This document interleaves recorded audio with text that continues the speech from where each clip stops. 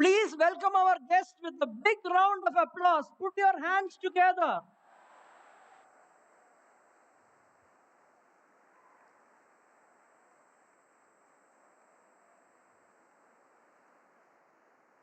Put your hands together for an outstanding leader of our country.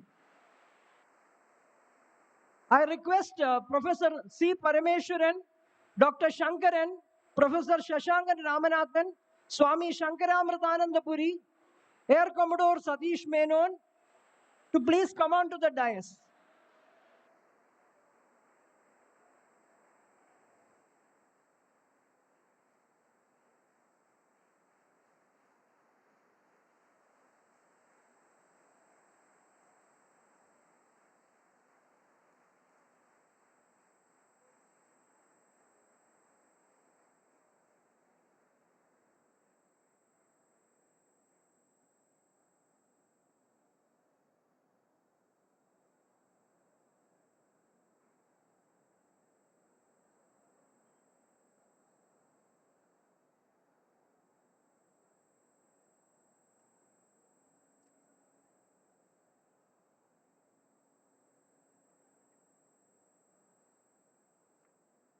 Arnu,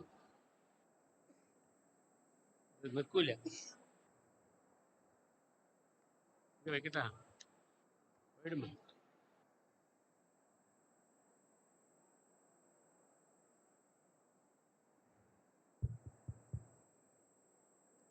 Om Namah Shivaya, Om Amriteshwariye Namaha. A very warm welcome to one and all for the launch of the Community Outreach Initiative of Amrita Vishwa Vidyapeetham Coimbatore Campus Alive. I request the dignitaries on the dais to light the lamp. Audience, please rise for the lighting of the lamp and the prayer that will immediately follow the lighting of the lamp. Please remain standing for the prayer after the lighting of the lamp.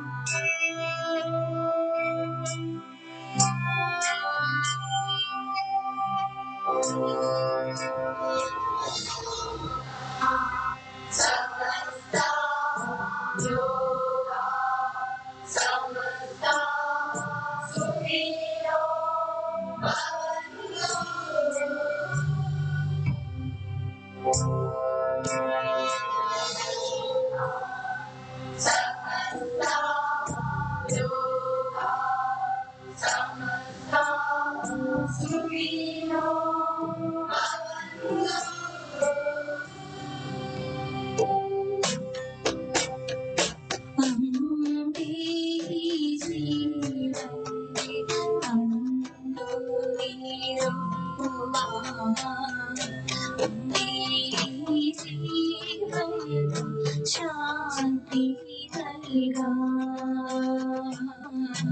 അമ്മേ ജന്മമായി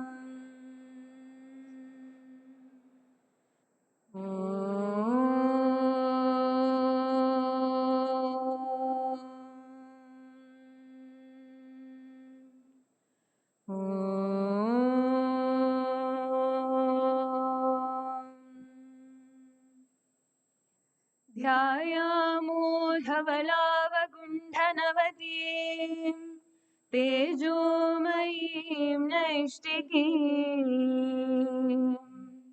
स्निग्धापाङ्गविलोकिनीं भगवतीं मन्दस्मितश्रीमुखीम्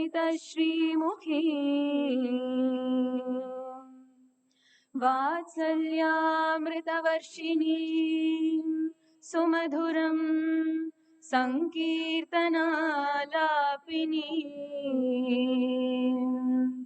श्यामाङ्गीं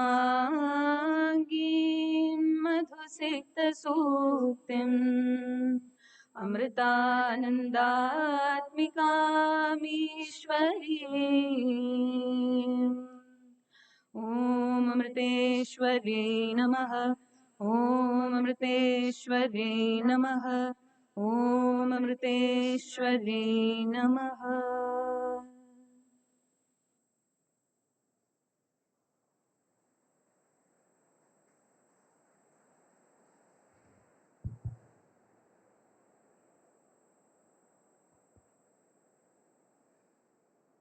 Amrita Vishwa Vidyapeetham is inspired and guided by the Chancellor, Sadguru Sri Mata Amritanandamayi Devi, Amma, one of the foremost humanitarian leaders in the world today. Under Amma's inspiring leadership, Amrita Vishwa Vidyapeetham has scaled great heights, emerging as the top private university in India and the fifth best university in the national rankings of the Government of India. Amma's vision for education rests on three pillars: education for life, compassion driven research, and global impact. Today, we are going to see one of the activities towards the education for life. May I request Professor C. Parameswaran, Principal Director, Corporate and Industry Relations of Amrita Vishwa Vidyapeetham, to formally welcome the gathering.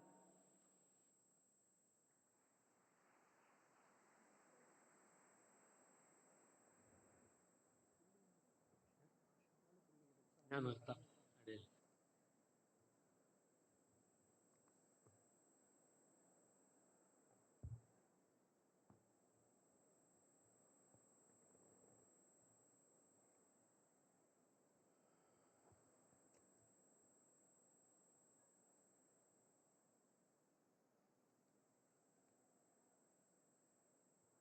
Om Amadeshwarye Namaha.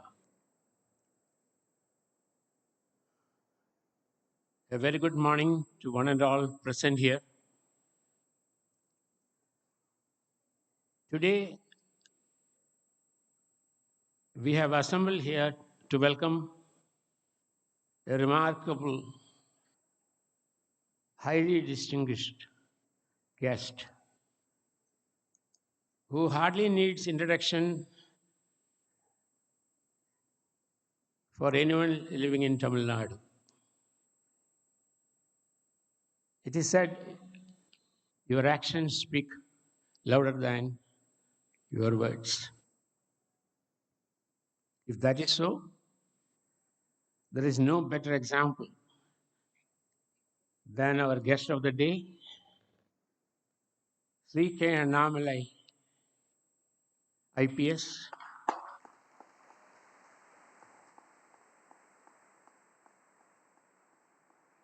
who threw away a coveted career in the Indian Police Service to embrace a life full of challenges, uncertainties, and undulations inherent in the political landscape of this country, but also at the same time offers immense opportunities to set things right, opportunity to prevent people and systems from falling prey to machinations of unscrupulous politicians who have no remorse or compunction in manipulating every situation to satisfy their selfish ends. I welcome Sri Annamalai IPS to our midst.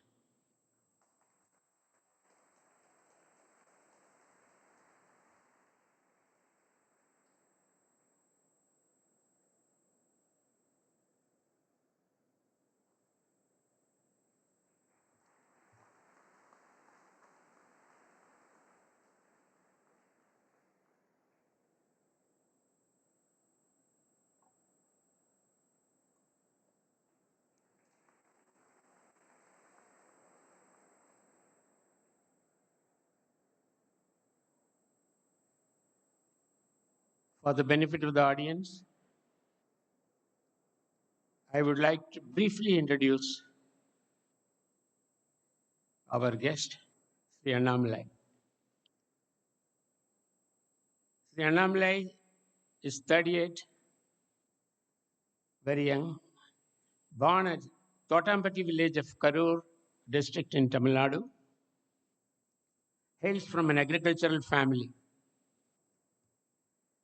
Is a mechanical engineer from PhD College of Technology with an MBA from IM Lucknow. He joined the civil services as an IPS officer in 2011, and at the time of resigning from service was a deputy commissioner of Bangalore South. Sri Annamalai had just about a decade-long service, but it was rather illustrious, and he was fondly called a Singam lion by the people of Karnataka.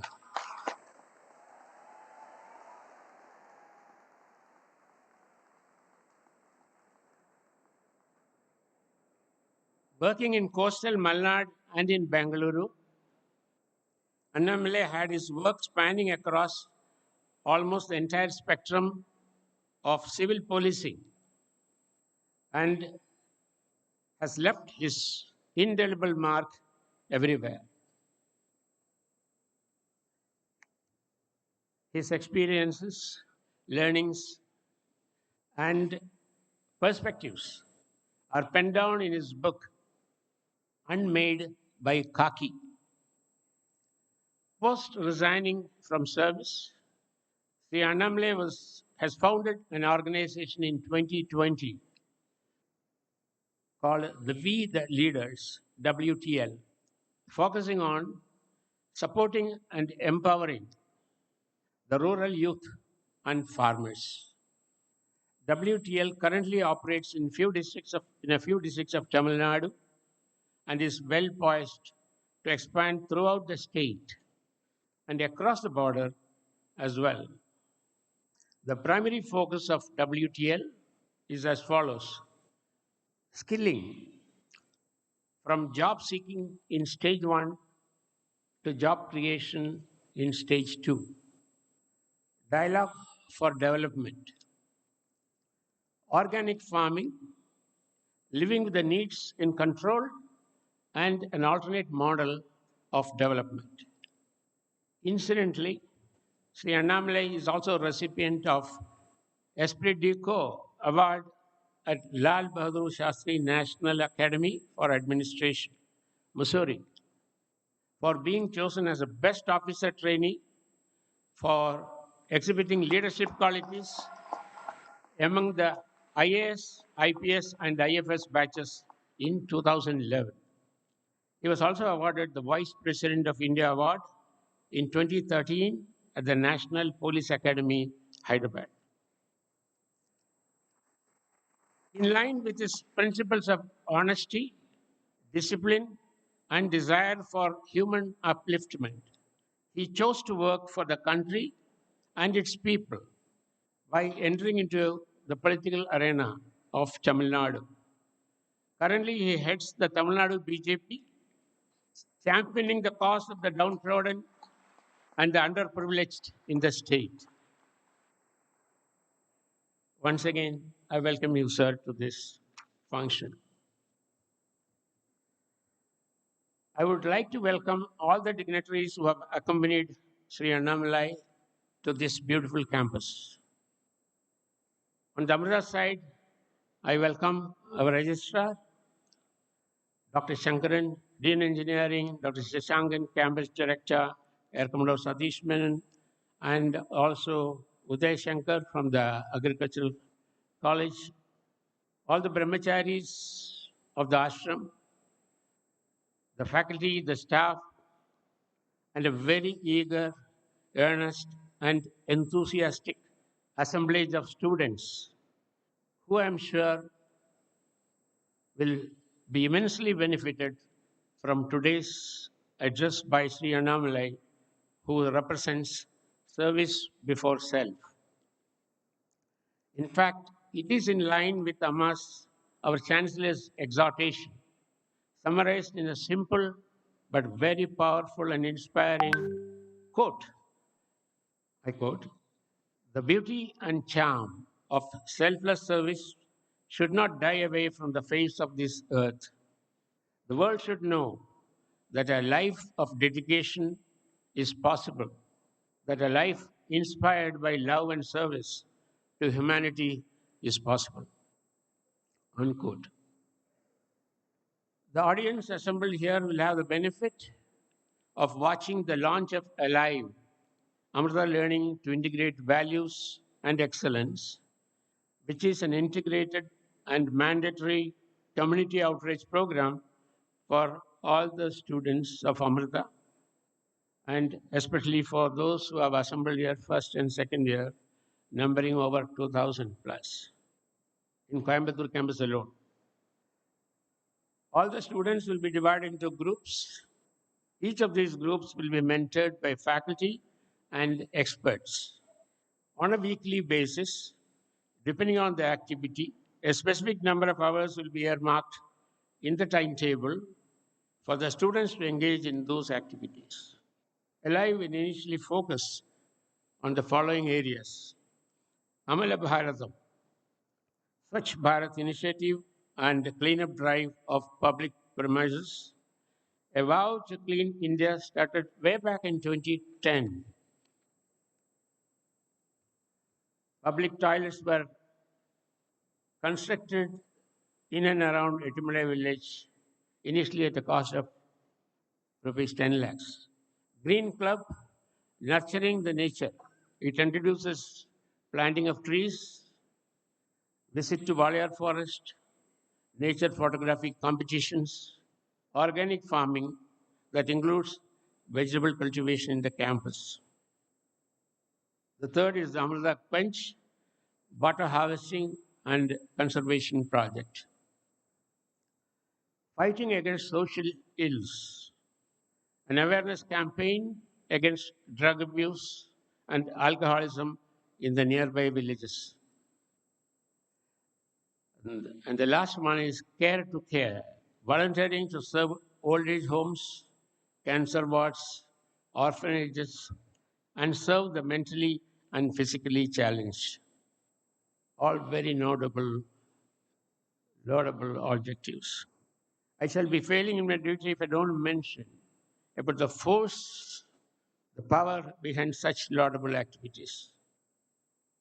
Of course, you know it even before I utter that magic word, Amma, our Chancellor, who is the embodiment of all that is good and virtuous, compassionate and selfless, and in whose Sankalpa this university, Amrita Vishwa Vidyapeetham, is born.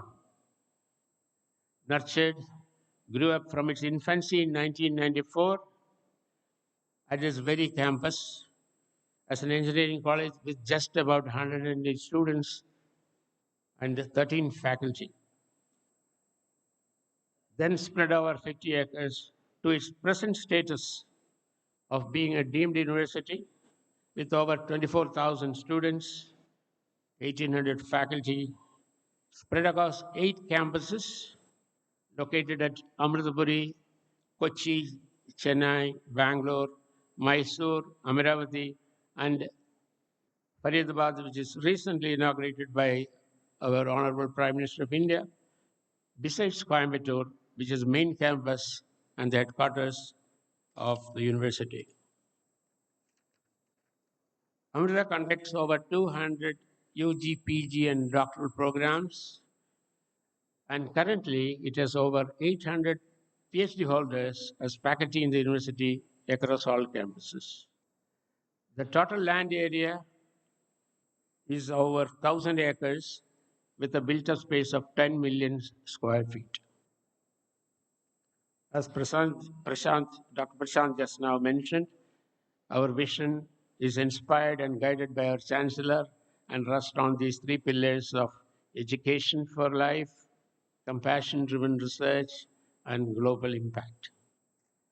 All the students of Amrita University have ample opportunities for orientation in yoga, meditation, and cultural education, integrated Amrita meditation technique, IAM technique, which help them achieve holistic development of mind and body.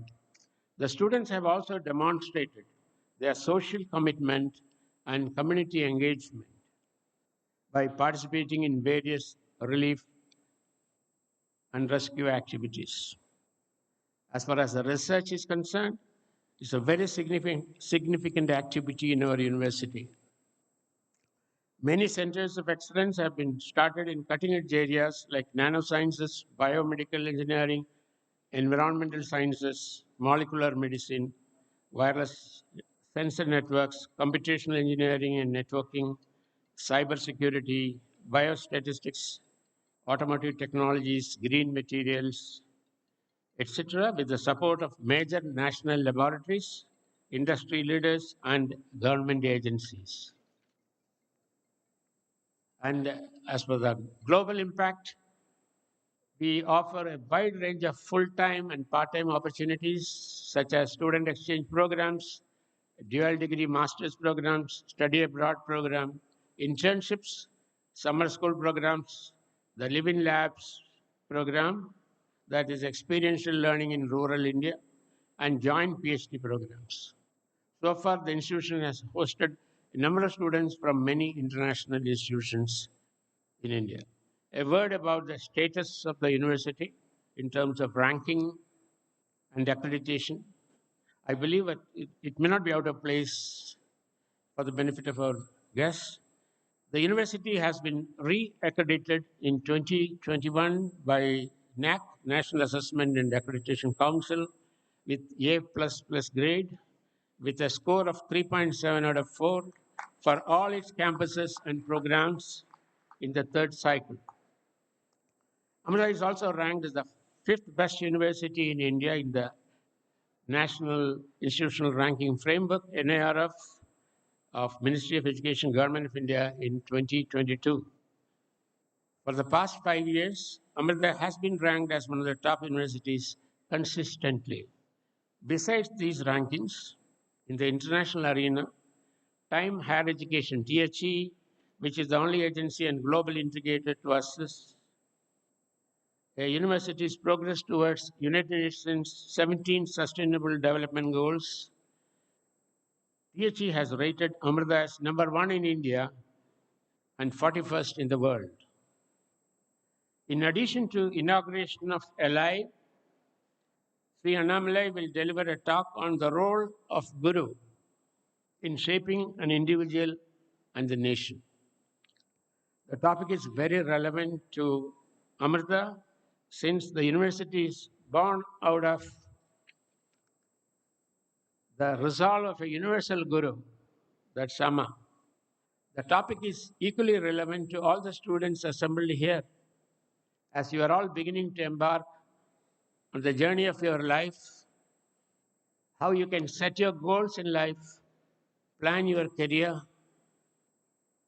develop your value systems, and ultimately align your aspirations and growth not only towards your own good, but also for the good of the nation and its people. All form part of today's topic. I'm sure Sri Annamalai will have a lot to talk on the subject. I don't want to come in between his address and my welcome. Therefore, I'm concluding this once again, welcoming each and every one of you to this day's program. Jai Hind, Namah Shivaya.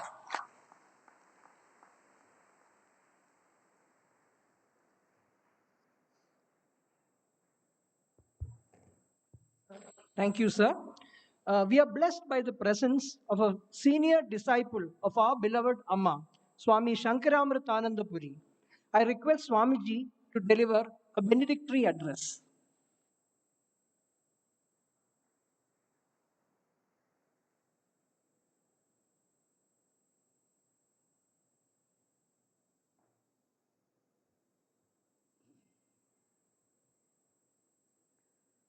ॐ अविद्यानामन्तस्तिमिरमिहिरद्वीपनगरी जडानां चैतन्यस्तबकमकरन्दश्रुतिझरीं दरिद्राणां चिन्तामणिगुणनिका जन्मजलधौ निमग्नानां दंशामृरिपुवराहस्य भवति भवानि त्वं दासे मयि वितरदृष्टिं सकरुणाम् इति स्तोतुं वाञ्छन् कथयति भवानि त्वमिति अहम् तदैव त्वं तस्मै दिशसि निजसायुज्यपदवीं मुकुन्दब्रह्मेन्द्रस्फुटमुकुटनीराजितपदाम्. My humble prostrations at the lotus feet of my Guru, Amma. My pranams to our chief guest, Sri Annamalaiji, and all the dignitaries on the dais and off the dais. My humble pranams to all the enthusiastic students and faculties who are gathered over here.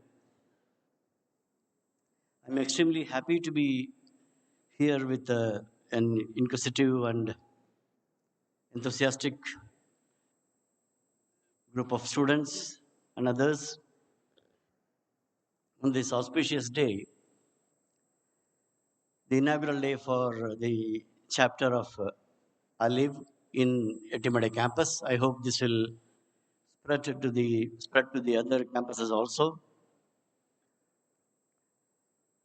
The purpose is very interesting. It is in line with the Indian thinking. The purpose of education is not just to get a certificate or a paper, but to transform ourselves, to become better and better every day. A normal person becomes Uttama, Uttama person becomes Uttama, Uttama becomes a Jivan Mukta. This way, the self-transformation is the purpose of education. It is told in the Upanishads that Vidya Amritamashrute, the immortality is the purpose of education. I'll be speaking very briefly because I think that it is important. I studied in a very normal government school, and in fact, I failed in my 10th standard. It's not a thing to be appreciated. But I met Amma in 1986 when she came to Coimbatore. I was a student at that point of time in Siddhapattur temple, Ayyappa temple, on a Kartika day when there were thousands of lights were lit. Amma came from a very long journey without taking any rest. She directly came to the venue and she conducted a bhajan program. She didn't speak much. But one thing that impressed my mind and still is inspiring me that I would like to share with all of you at this occasion. A person introducing Amma told that how much of travel and effort Amma has taken to come over there and give that program, to conduct that program. It was a very long bhajan as well as darshan. He was pointing out that thousands of lamps were lit outside. That's a part of the temple culture. But Amma has come to light the lamp in the hearts of everyone. Lighting the lamp outside is important, but that is not that important other than if you do not light your lamp within yourself. Avidyanam antastabira mihiradvipanagari. She is the light within every one of us to kindle the knowledge in each one of us. She's tirelessly working every second, every day. There is no rest for Amma. All that she's doing and aiming is only towards this goal, towards lighting the lamp within ourselves, which is the purpose told in the Upanishads as well. Vidya Amrita Masnute. How to achieve that? There's a big ideology. But how to put it into practice? It is told in Bhagavad Gita, in the concluding verse by Veda Vyasa. Yatra Yogeshwara Krishno, Yatra Partho Dhanurdhara, Tatra Sri Vijayo Bhutir Dhruva Nitir Matir Mama. This is the final verse in Bhagavad Gita. Where there is Lord Krishna, where there is Arjuna with his bow, there is sure success, all auspiciousness. Tatra Sri Vijayaha Bhutihi, prosperity. Dhruvanitihi, certainly this will happen. Two things are necessary for the success, as told by Veda Vyasa. One is the conscious effort, self-effort. That is represented by Arjuna. The second one is the divine grace. Even if you put efforts, the God's grace is very necessary for the completion of for anything. Onnu Sramam Cheda Neram Devam Nandai Sahayichu Purnamaki. It is told in Gita Sara in Malayalam, which conveys the same meaning. When we try hard, when we work hard sincerely, when we practice the higher values of life, which is represented by Arjuna, the divine grace is represented by Lord Krishna. When these two factors combine, when the self-effort, a sincere, honest, patriotic efforts are taken or done, it is supported by God and the completion is done by God's grace. So there's a big message told in Bhagavad Gita that all our efforts should be combined with the divine grace. We must do everything as a prayerful attitude and a surrender to God, whatever action that we do. So that will make our life complete. That will uplift the society. I think the purpose of Alive, it was briefly described by Sri Parameswaranji. I hope the ideologies will go on expanding according to the needs, according to the participation of all of you. It is inaugurated by a very eminent and suitable person who is contributing to the upliftment of the society through honest and proper means. So I'm happy that it is being inaugurated today. I'm extremely happy to be invited for this program, honored to be a part of this program and participate in this noble venture. I pray to Amma that she might shower her merciful blessings for the efforts that is taken and hope that it will flourish and continue and expand further and further for the benefit of everyone, for the transformation of everyone, for the upliftment of our whole, the great country, Bharat. So with these few words, I conclude my speech and thank you one and all for patient hearing.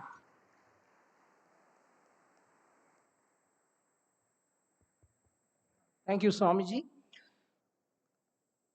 There is a huge synergy between the activities that is envisaged in Alive and the foundation that is run by Sri K. Annamalai IPS, We the Leader Foundation.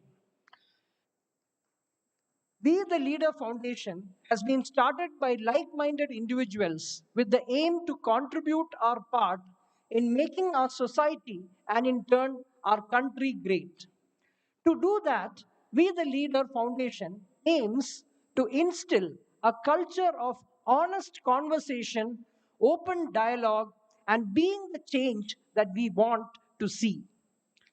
Too much pessimism is being woven into our national fabric with evils such as corruption, lack of accountability, and zero to nil enlightened leadership continuing to be our being. Such noble vision of an NGO finds a lot of resonance in what we are planning to do in the Alive activity. To give you a quick brief supplementing to what Professor C. Parameswaran said about the Alive activity, societal and community outreach activities have always been part of Amrita's DNA. Led by our university's pro-chancellor, Swami Abhayamritananda Puri, our students have participated in disaster relief and rehabilitation activities across the length and breadth of this country. To quote a few in our state, the tsunami relief activities in Tamil Nadu in 2005 and 6, the Chennai flood relief activities in 2015. Many of our student clubs are involved in several community outreach activities. Alive, Amrita Learning to integrate values and excellence is an initiative to integrate all these activities, all the societal community development activities under a single umbrella. On a weekly basis, a specific number of hours will be earmarked in the timetable for all the students to engage. And as mentioned by Professor Parameswaran, the activities will include green and sustainable activities, water harvesting, Swachh Bharat, awareness programs against social evils, holistic personality, and also preservation and promotion of the lofty heritage and history of our country. Alive will also see our students volunteering for the underprivileged sections of society.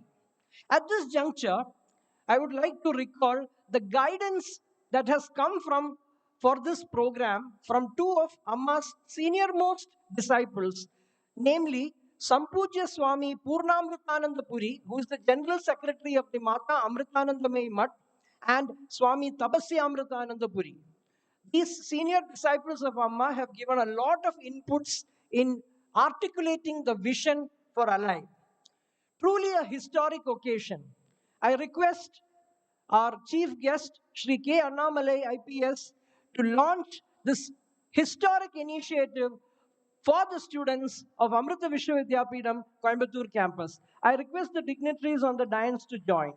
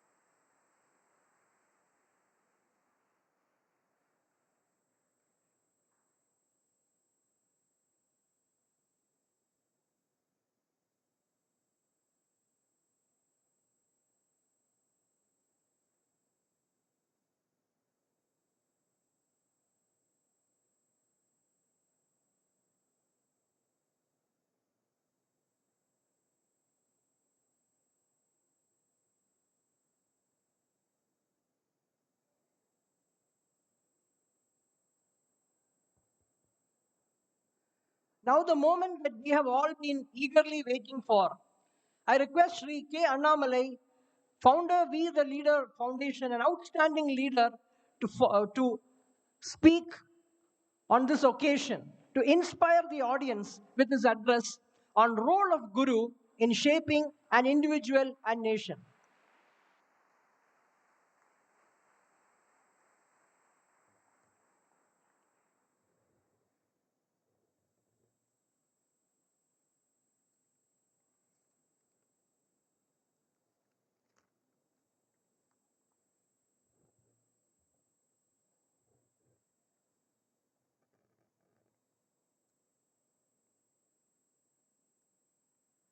அனைவருக்கும் என்னுடைய அன்பான காலை வணக்கம்.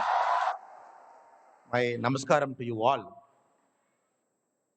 It's a great occasion for me to come here to stand on this very prestigious campus, which is inspired by a vision, inspired by a great vision of producing holistic individuals, well-rounded human beings after their graduation from the ZTMD campus will come into this world and make a better world.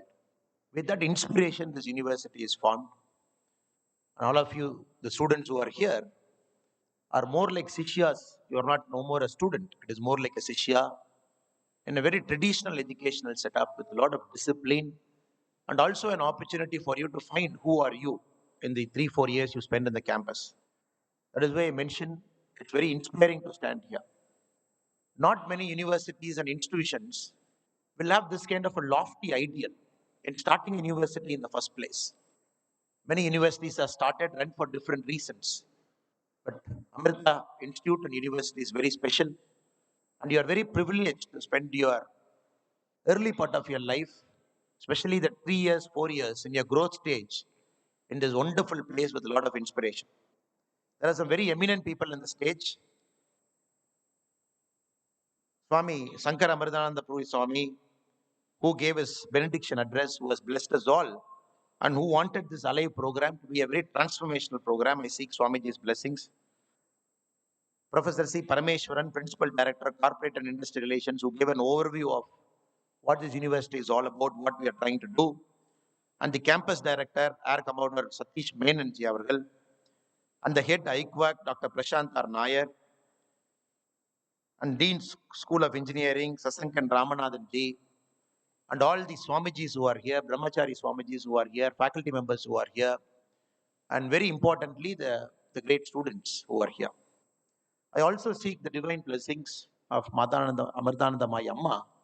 I seek refuge in her lotus feet. I urge Amma to guide all of us, to give her blessings and continue to be with us as we live in this mortal world. It's a very important topic. I don't think, especially in an educational setup, they invite a guest to come and talk about role of guru in shaping an individual and a nation. Normally, these are not spoken in an educational institution. It requires a very inspired educational institution to get into this area where invite people to talk about guru, talk about how we can shape you as a person and our society as a whole and our nation as a larger component. The concept of guru is also diminishing in many ways. No more we try to seek guru in this 21st century with a lot of technology and information available in our handtips, where it is all in a mobile phone. You can Google anything and everything you want. And many of us think somehow we have all the answers in the world in our fingertips. There is no more reason to seek. A guru and Shishya, the bonding is very special. The bonding is not of learning. The bonding is not of teaching. The bonding is of seeking. The concept of seeking is of a higher pedestal than a mere learning or teaching. A guru and Shishya only will have that relationship of seeking. But somehow the educational model, somehow the areas around us, the online models, the offline models, Google. Many people, if you ask who's your guru, they say it is Google. Because Google gives me everything. I just Google it, it is all in the fingertip. But for the young friends, sometimes we need to remind them a guru shishya parampara, that is the basis of our Bharat. That is the basis of Sanatana Dharma. That is the basis of our existence here in this wonderful country. The basis itself is seeking. It is not that anybody can become somebody's guru. It is not that anybody can become somebody's shishya. There is a certain bond that needs to be developed, a certain acceptance, or a certain seeking that needs to be established before a guru and a shishya bond gets developed.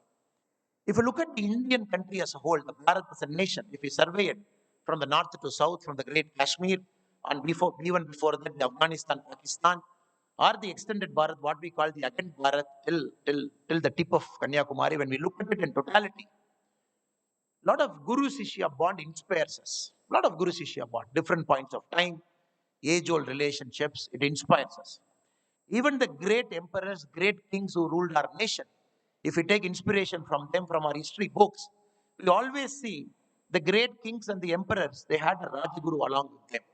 No kings operated alone, no emperors operated alone. They all had a Rajguru with them, who operated them, who guided them, who counseled them, who gave them good piece of advice. So the kings knew what to do at what point of time. If you look at some of the great minds like Adi Shankara is not a distant person to us, born very close to us. He has traveled the whole area, he has traveled the length and breadth of Bharat. If you look at the history of Adi Shankara, we all know when Adi Shankara, at the age of 2, he started speaking Sanskrit very fluently. At the age of 4, he started reciting all the 4 holy Vedas. That is impossible for, if we can classify somebody as a human being. Age of 2, you start speaking fluent Sanskrit. Age of 4, you start speaking all the 4 Vedas. At the age of 12, he left his home. He took permission from his mother. He said he wants to seek, he wants to find his guru, he wants to travel this whole country length and breadth, he wants to walk, he wants to get an inspiration, he wants to find who he is, he wants to find what is he born for, he wants to find what he intends to do with his life. The journey from the age of 12, it took him across different parts of India. In the Narmada, mighty Narmada river, he found his guru, Govind Bhagavad Pada. He found his guru. But also he found his guru in the unlikeliest of circumstances. When his guru was meditating in a cave, when the Narmada was flooding, he was able to stop the flooding. So the guru find a Sishya, the Sishya find a guru. Then Adi Shankara's life became a transformational life.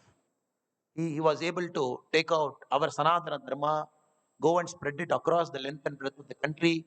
He was not only able to spread it, he was also able to create, institutionalize the centers of learning in the north, south, east, and west, in the Sringeri, in Dwaraka, in Joshimat, in Puri, in all the 4 corners of our India. He was able to keep that institutionalized form of worship. He was able to create Sri Chakra. He was able to take the Sanatana Dharma to the next level, especially when Sanatana Dharma was under severe threat. In Adi Shankara's time, we all know the concept of Sanatana Dharma, because of which we are sitting here, because of which we are in a traditional Guru Sishya Parampara, because of which we have a family bonding, because of which we live a very institutional life in a social setting. When it was under severe strain, Sanatana Dharma found itself in Adi Shankaracharya. Sanatana Dharma itself gave a guru to Adi Shankaracharya. So Guru Sishya Parampara, it made Adi Shankaracharya better. Though a person at the age of 2, he knows things. At the age of 4, he knows all the Vedas. At the age of 12, he had the courage and the audacity to leave his comfort zone, travel across the country, see things. But even then, they wanted a guru. No person is complete till he finds his guru. In fact, if I can go one step further and say, your life begins the day you understand who is your guru. Your life begins the day. Till then, it is an experimentation. Till then, it is seeking. Till then, it is finding. Till then, it is solace seeking. The day you find your guru, the same day you will come to know why are you born on this earth and what are you intending to do. This institution itself is a classic example of a Guru Sishya Parampara. Amma is there. If you look at our whole institution, it is all very highly accomplished human beings. The first 20, 30 years of their life, very highly accomplished. Very highly accomplished. We have an air commodore. We had somebody who worked in the very highest of technical institutions in the aircraft industry. We all have people here, people who, somebody left a job in US, they came here. So all these people who are sitting here are classic examples of Shishya. And the classic example of Shishya in your institution itself is you have Dean 1, Dean 2, Dean 3, you have Dean 3s and 3 deans in the campus. You have 3 directors in the campus, Director 1, Director 2, Director 3 in the campus. If I have to look at their salary statement, if I'm requesting a registrar, can we have a look at the salary statement of all the eminent gentlemen who are sitting here? They don't draw a salary. They do all this as a service. They are in this institution because they want to further the knowledge. They want to take the knowledge to the next level. And they go by the original philosophy of Sanatana Dharma, which classifies our life into 4 parts. You can be a small kid, then you live a life of brahmachari, then you live a life of grihastha. The final life, you have to live your life away from all the worldly beings. Whatever you have earned, whatever name and fame you have created, whatever money that you have earned for yourself, or whatever accomplishments the world has given you, the final part of our life has to be away from all these worldly beings.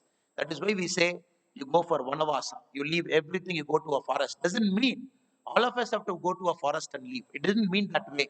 All of us have to find a deep forest, find a tree, go sit under the tree and start chanting Om Namah Shivaya. It didn't mean that. It meant the final part of our life is all about giving back. The final part of our life is all about detachment. That is what Vanavasa means. And exactly the eminent gentlemen who are sitting in the stage with me here, whom I'm having the privilege to share the stage with here, are part of that parampara, part of that Sanatana Dharma. That is why very eminently we can call all of them as very eminent Sishya of the great Amma. We can keep going examples after example. Swami Vivekananda, who is one of the single biggest inspiration for all the youth who are sitting here. Our life is not complete till we read Swami Vivekananda, imbibe his values. But even if we go into Swami Vivekananda's life, who made Swami Vivekananda? How did Narendranath Datta become Swami Vivekananda? He was a Narendranath Datta till 1881. 1881 is the year when he met his Guru, Ramakrishna Paramahamsa. Till he met his Guru, we are incomplete. We might have knowledge. We might have divine blessings. We are trying to understand what are we trying to do with our gift, do with our knowledge. Is it this knowledge is to be going to put because we need to earn money for ourselves? Are we going to use the knowledge that we have earned to further our pride and accomplishments? Are we using this to gain name and fame for ourselves? Swami Vivekananda was also a person like that till 1881. He was trying to understand what is he trying to do with his life. But many a times we all know the Guru Sishya meeting is mostly accidental. The old Chinese proverb says, when the student is ready, the master will come. Many times we keep wondering, who's my master? Is my master coming? Is he my master? Is my master? The very famous Chinese proverb goes by this adage: when the student is ready, the master will arrive, the master will come. Many times it is we, the Sishyas, who try to make sure that we are ready for that moment. It is exactly like that Narendra Datta, 1881, accidentally, he met Ramakrishna Paramahamsa. The next, he didn't get much time with his Guru. He got about 5 years before Ramakrishna Paramahamsa passed away. That 5 years transformed his life, everything. Ramakrishna Paramahamsa was a great man, we all know, after whose name we all have different. Now, Ramakrishna order is there. We are trying and find the highest state of the human elevation. We try and seek from him. But when Swami Vivekananda met him as Narendra Datta, it was more about trying to learn a technique so that he will live his life peacefully. Or trying to learn specifically the technique of Nirvilkapa Samadhi, so that once he understands, Narendra Datta felt he can elevate himself from the other human beings and live his life of bliss. But Ramakrishna Paramahamsa never taught him what Nirvilkapa Samadhi is. He said, don't need at this point of time. You don't need it. Your life is destined for something else. Your life is not meant to sit with me, understand this technique of samadhi, which is part of a yoga, the maybe the highest state of yogic presence. Learn samadhi, sit here, do meditation in Belur or in Calcutta, and then seek happiness for yourself and live your life of contentment. Your life is not meant to be that. Your life is something else. You are not supposed to learn samadhi now. Your life is supposed to uplift souls, supposed to travel, meet people, elevate human potential and possibilities. The 5 years he spent with Ramakrishna Paramahamsa, it made Swami Narendra Datta to transform into Swami Vivekananda. It gave him the highest possible existence of life, the status where you meet all the human beings, inspire them. That took Swami Vivekananda after his Guru died. 1893, he went to Chicago, the World Parliament of Religions. Not only that, he traveled two major travels, one to America, one to Europe till 1902. Then he came back. Again, he traveled across the length and breadth of our country. He inspired human beings. He made them to see higher possibilities. He made many human beings to come out of mundane lives. He made human beings to live a life of a coexistence, live a life of harmony, live a life that is of useful to the other human being. So we have to understand the transformation of Swami Vivekananda happened after he met his Guru, Ramakrishna Paramahamsa. We also have one more gentleman with the name Narendra Datta. There was one Narendra Datta who was born much before. There was another Narendra who was born in 1950 in a small town in Gujarat. This Narendra also wanted to seek a guru. This Narendra also felt he needs to join Ramakrishna mission. This Narendra also felt that he has to live his life of service. This Narendra attempted 2 times in his life to take the life of a monk. 1950, after he was born, his life took him to different places. At the age of 17, he left his home, wandered around the country, saw Himalayas, traveled extensively to Belur, got inspired there, came back to his home at the age of 19, lived in his home for one night. After his travel, he came to his home, lived for one night, ate his mother's meal for dinner. Next day morning, he told his mother, I'm leaving. Then he joined the Sangha. He was doing a lot of phenomenal social work. Emergency came. He felt he doesn't want a life of this. He wanted a life of peaceful coexistence. He wanted to be a monk, wanted to get into Ramakrishna order. Went to Rajkot, met Swami Astamayanda, told him, accept me as your disciple. I wanted to be a monk. The Swami told him, the same thing what Ramakrishna Paramahansa said to Swami Vivekananda in 1881. The Swami told this Narendra, who we call as Narendra Modi now, who is the Prime Minister of our country, he said, your life is not meant to be a monk. Your life is not meant to be a monk. Your life is something different. So I am not going to admit you as my disciple. And neither is the Ramakrishna order going to admit you. And where we become a monk with us, your life is a life of changing millions and crores of people's destiny. Go and find that life. Went out. After 7 years, again he came back. Again he said, I want to become a monk. Again the Swamiji said, I am not going to admit you. You got to find your reason for birth. The moment you find it, crores of people's life is going to get transformed. You are a chosen one from the God, which I can understand. Your place is not among us or not to be a monk. Now we all know the Prime Minister of our country, Narendra Modi now. 72, 1950 born. 2 times he was not allowed to enter and become a monk, become a disciple. Then probably Narendra Modi ji found out his life's true calling. At the age of 35, 1985, he joined the BJP party in Gujarat. Then the rest is history. Now we are looking at a man for 22 years continuously. Nobody in a democratic setup was either the chief minister or the prime minister of a nation. Nobody in the democratic setup is 22 years and counting and still is changing lives of transformation. Again, the point I'm trying to make here is the role of guru in everybody's life, how they transform you from a normal person or probably a person with potential but not sure what to do with that potential and elevating you to a larger life. Again, if you get into Mahabharata, Mahabharata is a very beautiful story. It is not a story of war. It is not a story of 18 days war. It is not a story of human emotion. It is a story that is much higher. It is a story that is the essential of Sanatana Dharma itself. We all know Guru Dronacharya.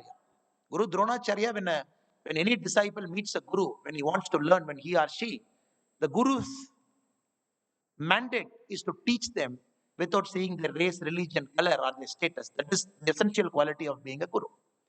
Both the Kauravas and the Pandavas learned their art from Dronacharya. But naturally, there could be some disciples who excel in their art, like Arjuna or Ekalavya, who excels in their art, who become masters in it. And you all know the Mahabharata war where uncles fought against nephews, they fought against cousin. It's a great story about human emotion, human tribulations, with the core essence of Sanatana Dharma, whether means is more important than ends or ends are more important than means. Why do you live a life? Why do you want to live a life? What is the larger purpose of life? The whole Mahabharata war for 18 days, it beautifully covers it. But the important points inside the story. Dronacharya, Ekalavya. Ekalavya, we all know, is a great warrior. But Ekalavya has to sacrifice his thumb. He has to give his thumb, which made him immobile, which made all the art that he has learned, the art of archery, which he was excelling, one of the best at it, but he has to sacrifice his thumb for the guru, for the simple reason his guru felt which of his Shishya can contribute more to humanity in a righteous and a just war. So everybody accepted the Guru without saying anything. Ekalavya without even a faint murmur. He simply accepted. He said, okay, if my Guru is asking, it should be true.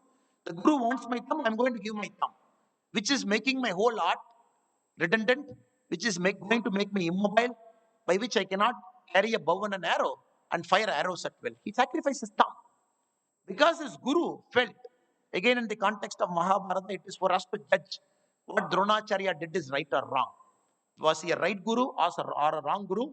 In what context he made Ekalavya to sacrifice his thumb? In what context the favor was given to Arjuna? In what context the scales of war got shifted? Because they felt one side of the war party had righteousness with it.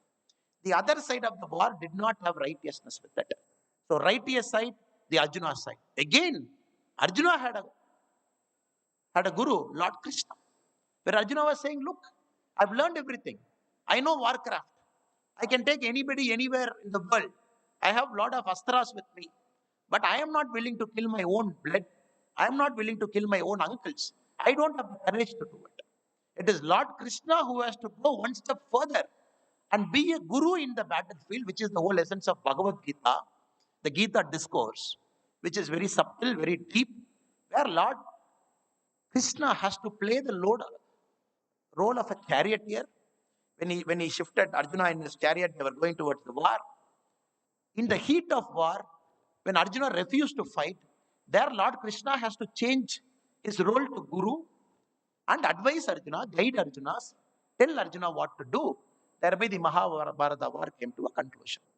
So if we keep understanding the whole life, the great eminent people in terms of Guru Shishya Parampara, many things we understand that it is Guru who shapes us as good human beings, who gives us that vitality, who gives the completion of our life. In fact, as I said earlier, who gives the meaning to your life, or probably for you, the day you find your Guru, then probably that is the day your life starts. Now, coming to the second question, how to find your Guru? Very important question. Who is your Guru? Is teacher your Guru? You are spending 4-5 years of your life inside the 80-minute campus. Is your Guru somewhere here? Can father and mother be a Guru? If that is the case, why do we say Mada, Pita, Guru and Daivam? Why have we kept Guru one step above Daivam? So how to find your Guru? We can give examples after examples to tell you, this people had a Guru, this people had his life changed because of a Guru. But the most important and the pertinent question now is how to find your Guru. To find a Guru, we all have to seek. No Guru comes to you.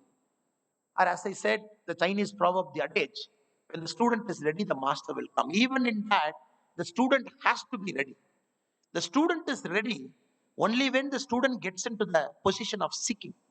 In fact, Alive, which we have inaugurated just now, which they gave an introduction for, I fundamentally believe if we start using Alive, the initiative properly, it will only help you, the students, to seek what you want in life. If I ask all the students who are sitting here, how many of you exactly know what you want to do in life? Possibly not many. Even if you think that I exactly know this is what I want to do it in my life, maybe 1-2 years from now, when you graduate outside this campus, when you get into the real world will start testing you, because we haven't seen much things in life. We have lived a very secluded life, born to a father and mother, probably a privileged parents, and life has brought you to a very, very fabulous Etimadai campus right under the mountain, and you live 3 to 4 years of your life here, whatever discipline you do. But these are all very small part of your life that you have seen, very small part, very organized part, a life that is almost cultured, conditioned, which is helping you to live like this. With this, if you think you have made a decision about your life, I'm so sorry that you are very sadly mistaken. I also made this mistake. When I was in your age, when I was doing my engineering, I also felt I have to do this. Many people ask me, what do you want to do? I said, I wanted to be an entrepreneur, but I felt my education is not complete. Maybe I want to start a company in Coimbatore and give employment to people, start making products, sell it. Then life took me to my MBA, which was in Lucknow, which was in Uttar Pradesh. 2008 UP is much different from what is there in 2022 UP. That is much, much different. So that gave me a different idea of India, different idea of our fellow people, different idea of why are we living, different idea of what are we going to do with our knowledge. Though it was also a campus which was producing brilliant individuals who are going out of the campus, getting placements, earning 30 lakhs, 50 lakhs, 1 crore, 2 crore, 3 crore per annum, which was on the higher side. The same campus made me not to sit for placements, because I felt after reaching there, staying in UP for 2 years, doing my course, I felt this is not the place where I was born, where I lived pretty much 20 years of my life. That was more an ordered life. This is not that. People kill here for 50 rupees, and people live very different lives than me. I am no more a person to go there and judge people. People live lives of their conditioning, their existence. Then I felt possibly this life is meant to find something truly beyond studies, truly beyond a degree. Somebody said a degree is a mere piece of paper with ink printed, with the grades printed. And probably even if you have come first in the class, it is only relative.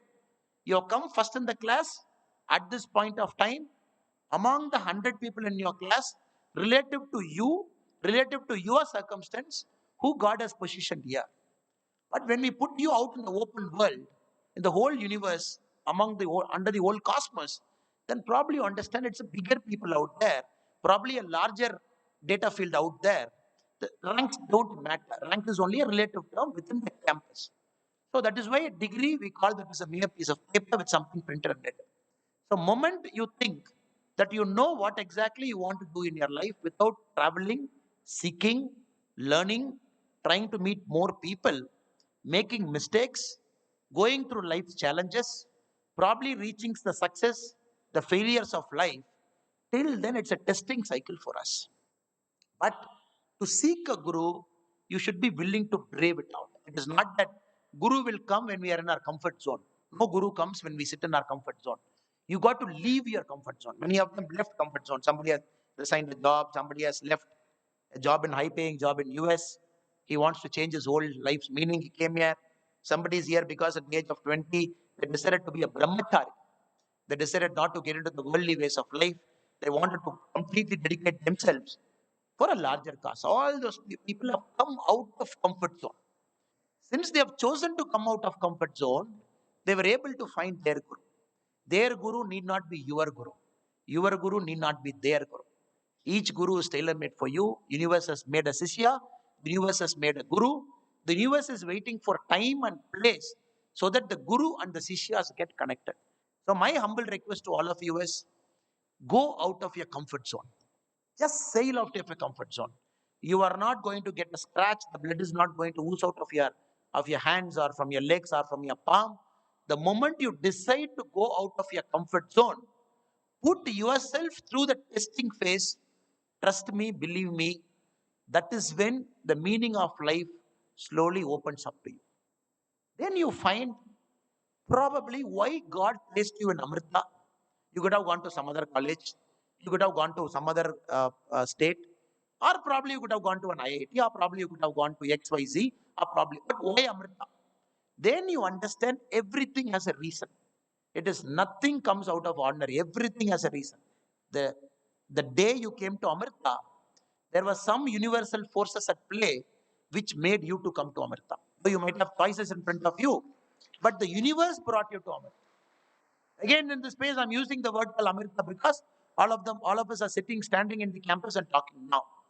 So we don't understand this connection till you go out, put yourself bravely out in the world, challenge yourself, try and find why did you do something till now, because the universe wants you to do something from now on for which what you did till now matters. Again, I'm repeating what I'm saying. Only when you go out of your comfort zone into the real world, trying to understand what you do, that discomfort will only teach you why you did what you did till now, because it helps you to do what you want to do in the future. So, this karmic connection, when you go out your comfort zone, when you start seeking, trust me, believe me, your guru will come to you. Your guru will guide you. Your guru will tell you, he or she, what exactly is the larger purpose of your life and where you want to go. In fact, again, when we look at our history, we look at great emperors. The history books is very kind enough to a lot of great emperors who lived among us. Pages and pages are dedicated to us. But somehow, the education model, especially in Tamil Nadu and other parts of India, education model is not based on the Guru Shishya Parampara. The education model doesn't focus much on the Guru Shishya itself. when you read your textbooks, when you read your college textbook or your school textbooks, you don't see much about Guru Sishya in the textbook. Textbook is more about teaching. There is a teacher and there is a school. You go in the morning, you get taught, you come back in the evening, there is a school bus which will drop you. But in the pages where some of the greatest emperors are mentioned, when we look at Chandragupta Maurya, one of the greatest emperor, but the story about Kautilya is written very less. But Kautilya, who was his guru, who motivated Emperor Chandragupta Maurya to start a dynasty which ruled pretty much the whole of India, which pretty much traveled to the east and west of our country. But Kautilya's role is very important. That is why Kautilya had to write a book called the Arthasastra for his king to guide him on the nuances of administration, nuances of dealing with people, because a guru, more than a Sishya, he had to write a book which we read now. Again, if we go back, not only here, when we jump 2, 3 continents, when we enter into the European continent, the very famous book called The Prince, which we call written by Machiavelli for his prince who was getting into administration. Machiavelli has to write a book called The Prince, which is right or wrong in our own way. Again, an essential guiding philosophical document by the Guru for his Sishya, because he wanted his Sishya to follow this. Again, the great Vijayanagara kingdom. When we go to the Vijayanagara kingdom, which was instituted by Hakka and Bukka, we all know the great names of Vijayanagara kingdom who came much later, who fought some of the greatest wars against the Islamic invasion, against the different invasions, who gave us the beautiful Hampi, who gave us some of the beautiful administrative points, but which was founded by the Hakka and Bukka. They had a Rajaguru called the Vidyaranya. And Vidyaranya, the first Rajaguru to Hakka and Bukka, he guided Hakka and Bukka not only to create a dynasty, not only to create a Vijayanagar empire, but also to create an empire which was lasting for centuries. Each subsequent king who came after Hakka and Bukka, like Vidyaranya, each had a guru to guide them. The eminent name Rajaguru was given to them. The prime minister, the president, wherever you go, they all have Rajagurus whom they have accepted as their guru, as their moral philosopher to guide them in times of crisis, to guide them in times of opportunities, to guide them in making decisions that benefit humanity as a large. So, my request to you, brothers and sisters who are sitting here, to start the process of finding your guru, to start finding the meaning of your life, to start finding why God has created you, to start finding a life of meaning. And more than that, faster you find it, better all the tensions are. Because right now, we live in a very competitive world. As we speak now, I'm sure there could be some faculty members sitting here would be pushing you to attend some workshops or something which will help you in your placements. It must be true. Because third year, fourth year placement is coming. Amrita has to achieve 100% of their placements, correct? Is it true? There will be a placement coordinator sitting in this group. It should be true, correct? There will be a placement coordinator here, probably the CSR head, who will tell you, come on, you got to attend that extra workshop, you got to get 10% placement. True, they are doing their role of an educational institution that you got to get placed 100%. But if one of you among the students here who takes a bit of time, who goes to the placement office, sits with the placement officer and say, sir, I want the details of last 20 years in Amrita, the students who got placement. I want the details. And probably you want the phone numbers of all your alumni last 20 years from this campus who got a placement. And probably if a group of friends has got time, you call each of your alumni and ask them, where did you get placed from campus? They will say X company. How long were you in the X company? They will say 2 years. Why did you leave the company? They said, it is not the meaning of my life. I felt bored, I didn't feel happy, I want to do something else. Then probably if you ask your alumni, how many companies you have shifted? Now the numbers are in double digits. There is no more a single digit number now. People are already into double digit shifting of companies. It is the age old time when people join one company, stick with it for 35, 40 years, they come out unscathed. Now, when you ask your alumni yourself, how many companies you shifted? Do you find happiness Do you find joy? Do you feel all the money that you are earning? How much of it is going into paying EMIs? How much of it is going into paying EMIs for your flat, for your car? You will find most of them live unhappy lives. The money that you earn, the company that you work, doesn't have any direct proportion to the happiness that you get. The happiness comes in only when you find the true meaning of your life. So, probably when you do this exercise, some of you are bold enough after I leave this talk, bold enough to approach a placement officer and ask him, Sir, I want the data. The gentleman speaker who came, he gave all this. I want to check whether it is true or not. I want to put an email to all my alumni, document their life after Amrita. Or any campus, you take any campus randomly. I want to document their 20 years of life, trying to find at which point of time they found happiness. You'll be very surprised. There is a course in Harvard. There is a course in Harvard trying to find the happiness. Course in Harvard which teaches you how to find happiness with complex mathematical model. Or there is a course by the very famous professor. The name of the course is What Money Can't Buy by a very great professor called Michael Sandel. Michael Sandel is one of the greatest philosophical professors of our time who teaches in Harvard, Stanford, and all some of the best institutions in the country, in the world. The course itself is What Money Can't Buy. So if you go to some of the best campuses in the world, no more they teach humanities, no more they teach technical, no more they teach engineering, no more they teach cutting edge science. Some of the great universities in the world have already got into philosophy now. They've already started teaching philosophy. Now, many of the students, the credits, if you see in many of the campuses, more than 50% credits they're giving to philosophical courses, trying to understand what is my life, trying to understand what is the happiness in my life, trying to understand, like Professor Michael Sandel, his course can, you just Google after the speech, Professor Michael Sandel, and his course is one of the highly rated.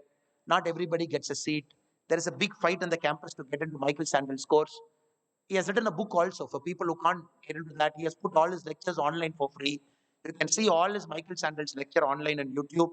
You can buy a book which goes by the same name, What Money Can't Buy. You can read it. The reason I'm trying to tell you, brothers and sisters, is you should not make the mistake that we made. If we have made about 7-10 years of our life experimenting with life, doing an MBA, doing an engineering, trying to do what we want, then probably doing a job, going there, coming here, trying to see what gives us happiness, you need not travel in the same path. You need not travel. You can be bold enough to risk your life, bold enough to come out of your comfort zone, bold enough to understand what is your life meant for. That is the time, trust me, a guru comes. A guru comes only when we have a certain sense of clarity. And it is not that you will accept your guru. In the case of Narendra Datta, later Swami Vivekananda, he tested his guru. He tested his guru. He asked Swami Ramakrishna Paramahamsa, is it true? Are you really a monk? People say you don't touch money. Can I check it? Ramakrishna Paramahamsa said, look, I've crossed my material desires. Money doesn't matter for me. In my mind, 1 paisa is equal to 1,000 crore. I don't see a value difference between both. I treat both same. When a person in his highest state of emotion treats 1 paisa and 1,000 crore in the same way, for him money doesn't matter. There is this very famous story where Swami Vivekananda, Narendra Datta, wanted to test Ramakrishna Paramahamsa. So one day, when his guru was not there, he put some coins under his guru's bed. He was observing when Ramakrishna Paramahamsa comes inside the room, when he sits on top of that cloth, what will his mind say? When Ramakrishna Paramahamsa entered the room, when he sat on that bedsheet, immediately he started jumping. He's like, there is something under this. I could feel it in my body. See what it is. Then Swami Vivekananda took his bedsheet. He said, there are coins inside, money. So likewise, it is not that Swami Vivekananda just accepted Ramakrishna Paramahamsa because he's a great man, a great monk. I will accept him as guru. The testing phase happens. It is not that Ramakrishna Paramahamsa accepted Narendra Datta at the Sishya because for him also a test happened. He said, what do you want to do? Narendra Datta said, I lost my father. I want to make money. How do I make money? Teach me. Ramakrishna Paramahamsa said to him, see, there is a very famous Kali. Go pray to Kali. Kali will give you money. Narendra Datta went to Kali temple, looked at Kali, prayed, I want money. No money. Finally, Ramakrishna Paramahamsa asked him, why you are not getting your money? You are praying Kali, right? Kali should give you money. Sorry.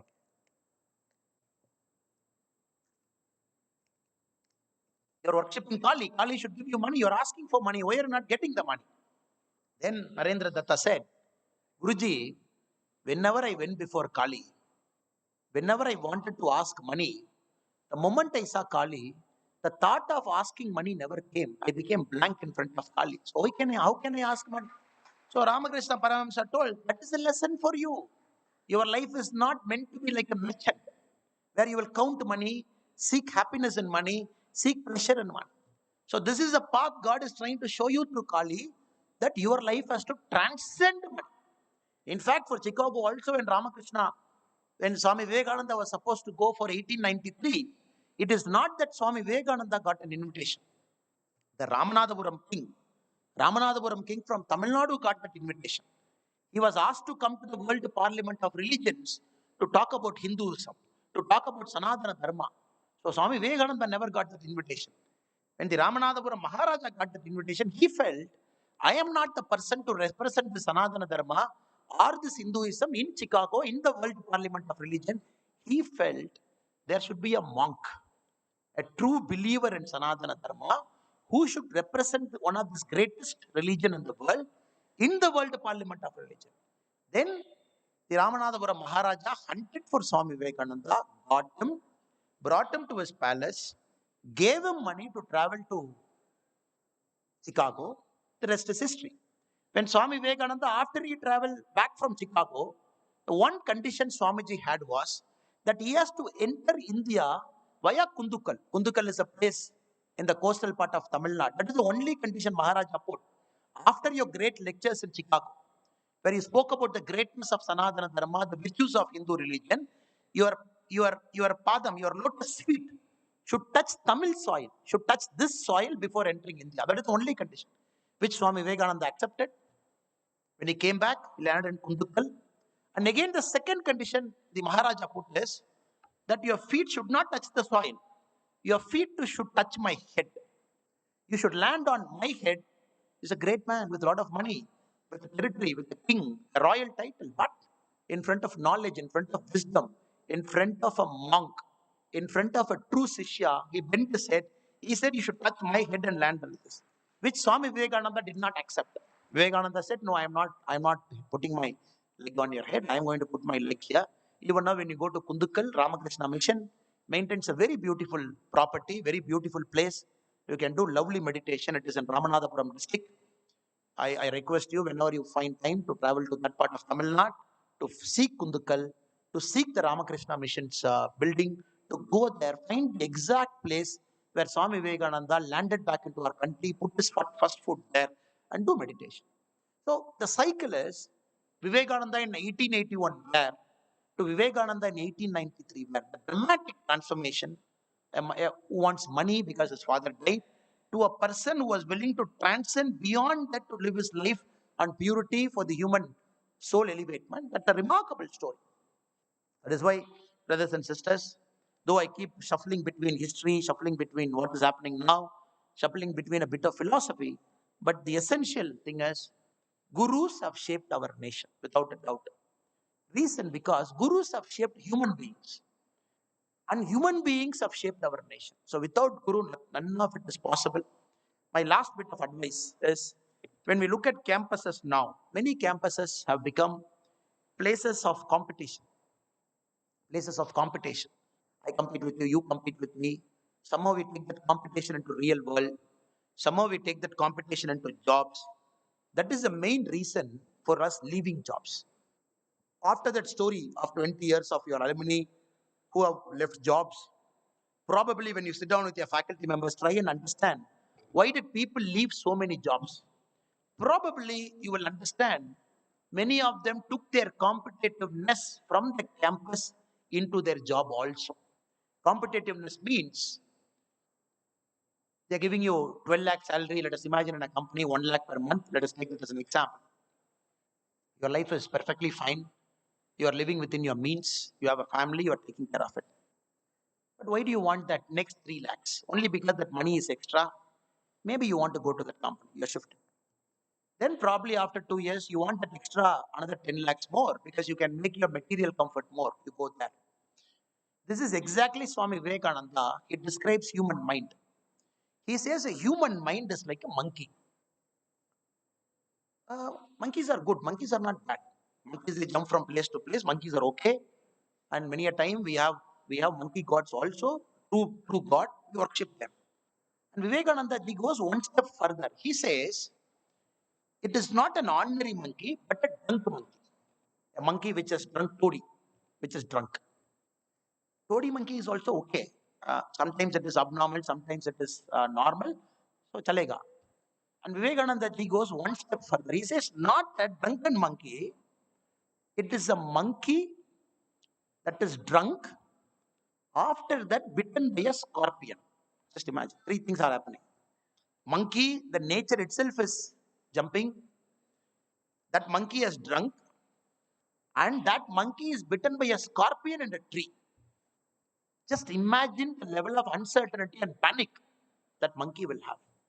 So Vivekananda says, a human mind, if it is not conditioned well, he says your mind is worse than a drunken monkey bitten by a scorpion. The essence of Vivekananda, the depth of his teaching when he compares human mind, or when he has written the very beautiful treatise for Yoga Sutra, the first English treatise written by Swami Vivekananda himself for Yoga Sutra, especially the first sutra where it talks about mind. He talks about the mind is much worse than a drunken monkey bitten by a scorpion. With this mind, when we get into the real world, when we get into a job, when we get into this competition world, just imagine how miserable our lives will be. How miserable our lives will be. Switching jobs, giving more time to a company. Many people live unhappy lives because they're not able to give time to their family.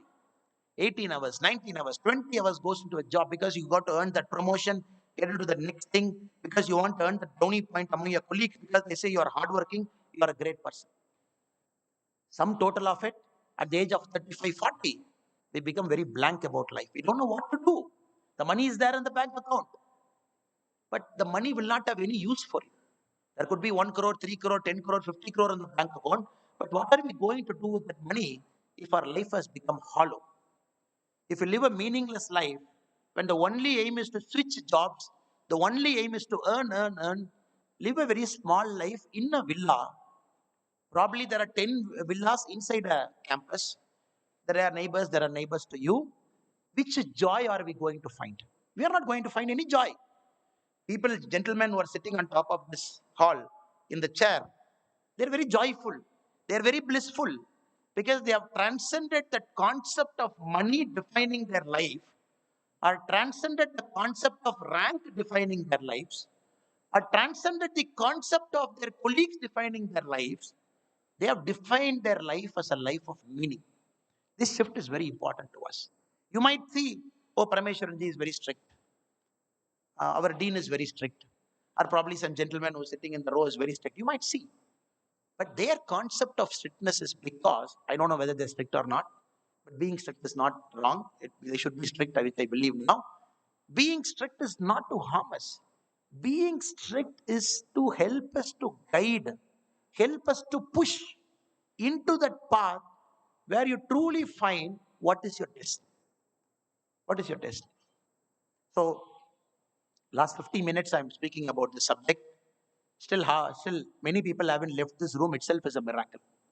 That shows that you all have a very inquisitive mind. These are all not very ordinary topics to speak. Not very ordinary topics to speak. These are not very motivational lectures. You come, you say, you do this. These are all highly philosophical.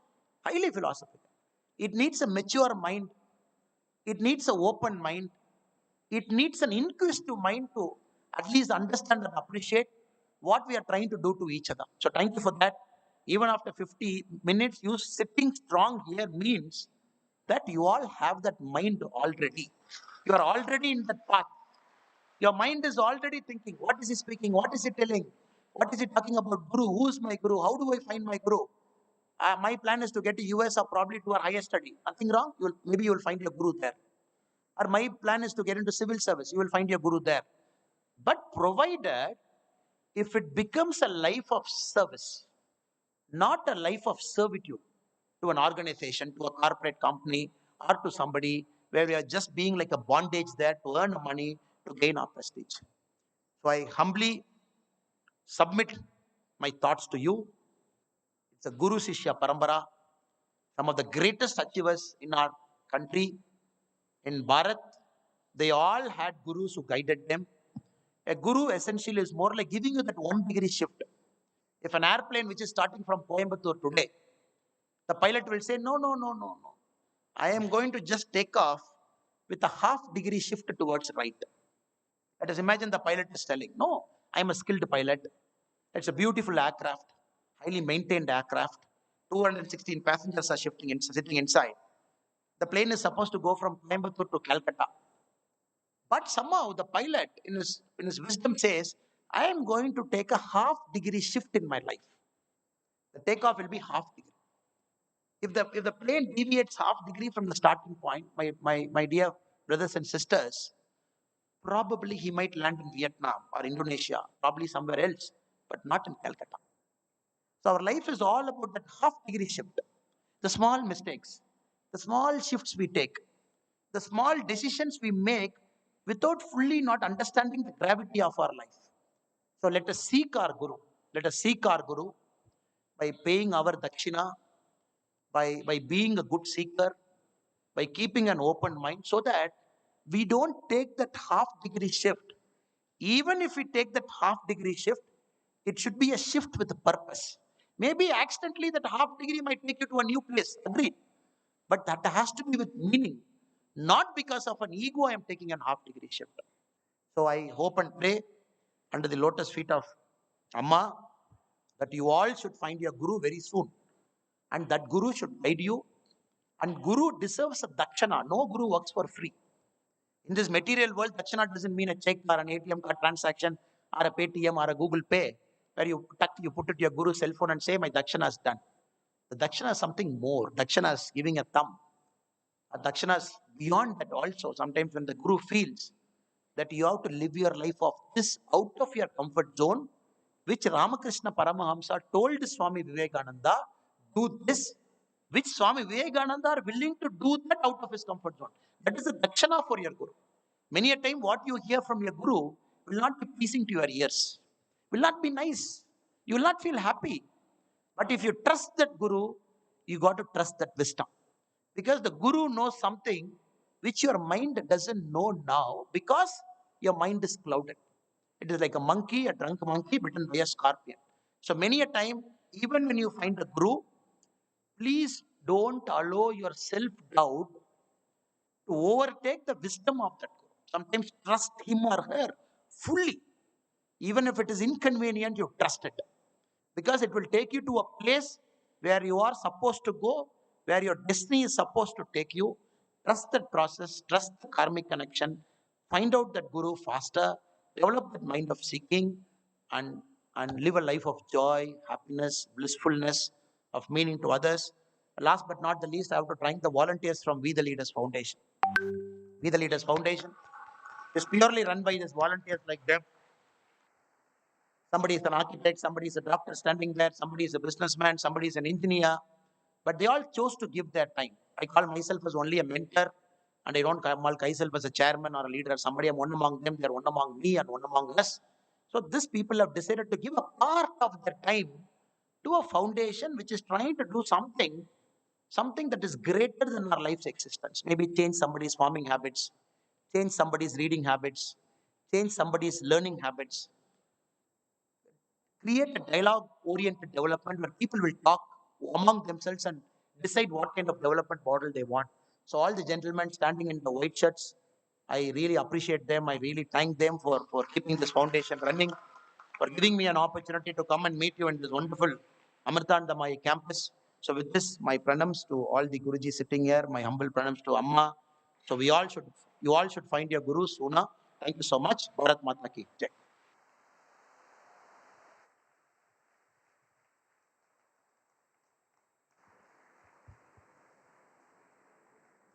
So, absolutely awe-inspiring and motivational speech. So, we have time for a few questions.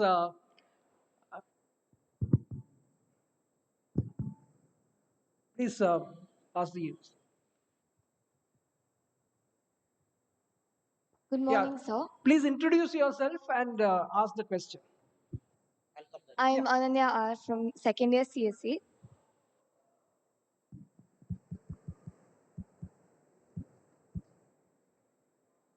yeah, go on, go on. Good morning, sir. It's our privilege to have you here. So, when students join college, their cognitive skills, emotional skills, and linguistic skills and the personality traits have already been developed. So, when we join college, what what other skills can we develop? As an individual, what skills can we develop further in our college life? It's a very deep question what our sister is asking. I enter a campus by about age of 17, 18. By the time I enter the campus, many of my neural connections is established in my brain, which we call this plasticity, the brain plasticity, what we call the neurophysics. So my mind is already set by virtue of my 20 years of life or 17 years of life.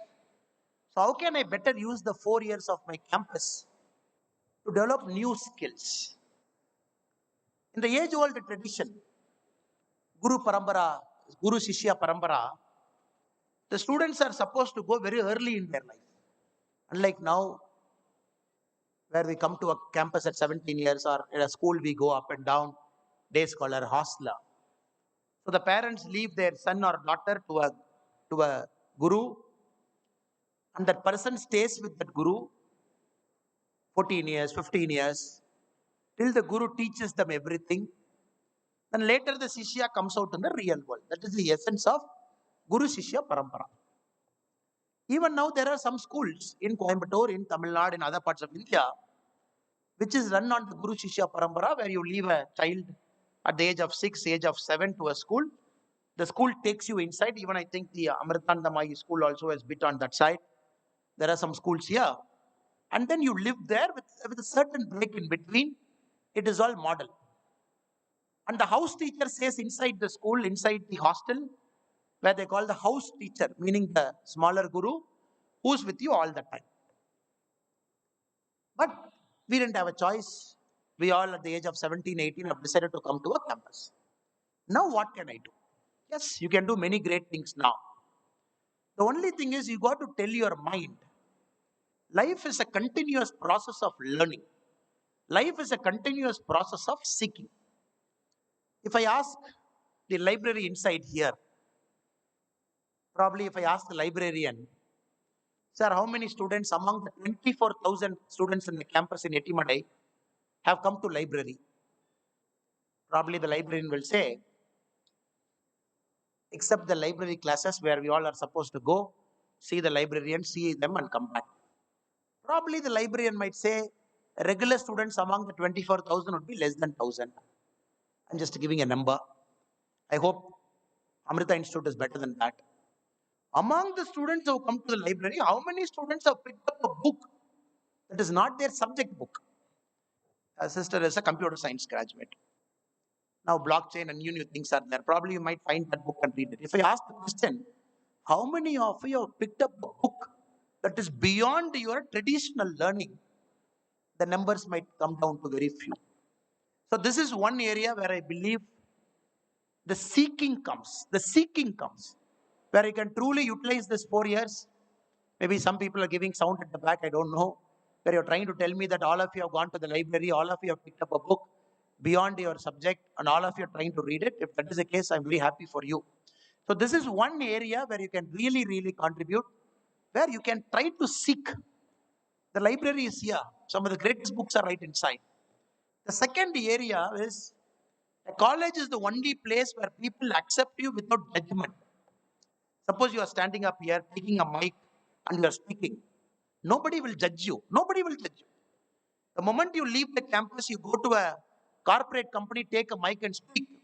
Everybody will say, why is this person speaking?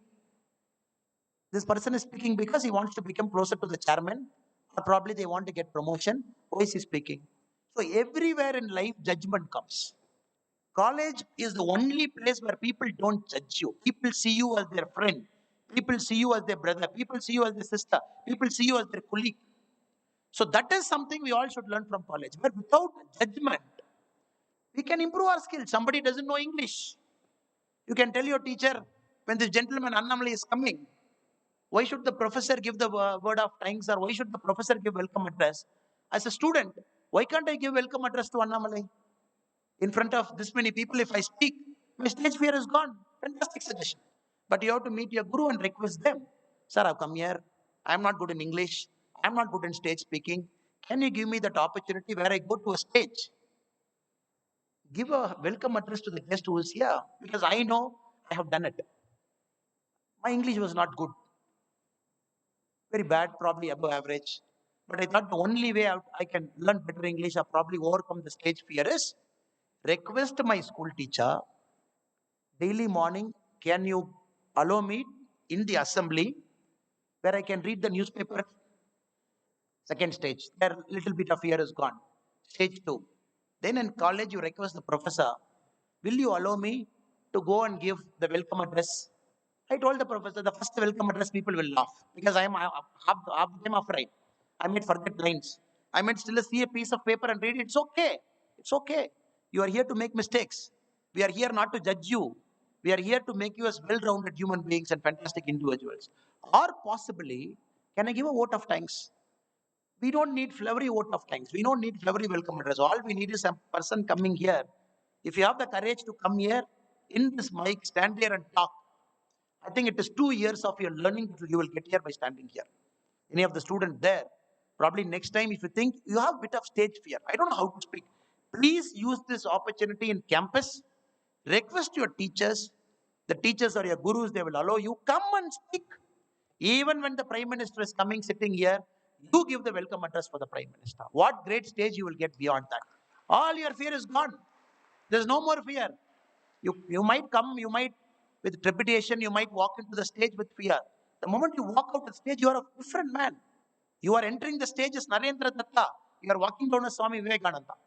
That will be your life. So that is the second thing you can learn, where without judgment, people accept you. The third thing is you can work on what you want to do in life. You want to become this? Do you have the skills? You might not have the skills. You can work on it. So I would say, even if the neurons are formed, even if the brain plasticity is there, which has achieved a certain degree of maybe 70-80% of formation, but still college often offers you the place where you can explore life, you can seek things, you can become a seeker all throughout. So I hope and pray that all of you try and do it, because I haven't done it. I did little bit here and there. After coming out of college, I felt I should have used my library better. I should have read books there. I didn't go often to my library. That was a mistake. That is after the campus we all felt. But we have utilized some part of the campus by taking the stage fear out and everything. I hope you will use the 4 years of your life purposefully, because it is not going to come back. Maybe after you graduate, you call up Professor Parameshwaran here, you tell him, sir, I graduated in 2022. 2024, I felt I should have utilized the campus properly. Can you give me three months inside? The first thing he will say is get out. Because we are respected till we are inside the campus. After you go out, you are an alumni. You are no more a student. So use it till you are inside. Moment you go out, you don't get the same degree of independence like how students get here. Thank you. Next. Yeah, next question. Please Sir, good introduce morning, sir. yourself. Sir, good morning, sir. I am Hariharan from Chennai. I'm doing my second year in aerospace engineering. Sir, it's very glad to meet you. And we know that you were an IPS officer, and you are having a very inspiring lifestyle. People of Karnataka, and of course, here everyone loves you a lot. So, could you share us who inspired you? Because you inspired us in a very long term. So, could you tell us who inspired you and what way they inspired you, so that we can have a way in our life, so we can follow them? Thank you, Hari. I'm not sure whether I really inspire you. I live my bit of life. And Maybe if you can take something here and there, I'll be very grateful and happy for that. Um, my life is life of a bit complexity in the initial side, where at the class 12, if somebody asked me what you want to become, I was clueless. There are only two choices in front of me, either to become an engineer or a doctor. But I felt studying medicine would be tough. At the class 10, you have to decide whether biology or computer science. I said, I cannot do that. I'll take a simpler one. I took computer science, then engineering. Again, engineering, I don't know. Again, why mechanical engineering, I don't know. But I studied. But after finishing the mechanical engineering, if somebody asked me what you want to do in life, I said, I don't know. I said, I don't know.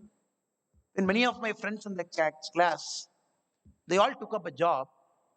I was the only guy in the class who never took up a job because I didn't know what to do with the job, whether to go join, go through the training, work, because I didn't know what I wanted to do. So this thing was there for me for a long time. Then MBA, Lucknow, UP by fate. There's some kind of an understanding I got about life. Okay, maybe this is what I want to do. I want to serve people, help others, make my life more meaningful. Probably I felt civil service is the better one, went there. Civil service is a huge teaching in a country like India, where you have one IPS officer and IAS officer for one district as the SP and the collector. You deal with an average of 14 lakh to 20 lakh people in the district, all kinds of human beings. 1 to 3 years you spend in the district as the SP of the district. You see all kinds of things. That was a cop. You see death, brother. Death. Death is a great teacher in life. Great teacher in life. Great teacher. Nothing teaches you more about life than a simple death. And unfortunate to see a lot of deaths. Murder, brutal murder, somebody just falling down and dying, somebody going in a car and dying, somebody going in a horse and dying, somebody traveling in a family, happy family, joyful family, within minutes going under the truck and the whole family collapsing. Or in some cases, extreme cases, in my book I've written the rape and murder of a 10th standard girl. It is also a death, a horrible death, a death which we wish shouldn't happen to any other person. So all this process when you go through, I somehow felt your soul gets cleansed because you have to see everything. You have to hear everything. You have to see the photograph. You have to see the postmortem. You have to see all those horrible things. And more than that, you got to sit with the parents, explain to them this has happened. Just imagine. Many a time, unfortunately, in being a cop, we will be the first person telling their parents that their loved one has died. They're shocked, they're crying. And police station, when you write the FIR, when you write the procedural formalities, when the father and mother patiently waiting, crying with the tears in their eyes, because only when you do the procedural formality, only if it gets completed, then probably the postmortem will happen. Then probably the loved one's body can be handed over to them. I was uh, I was a witness to all those unfortunate moments in my life.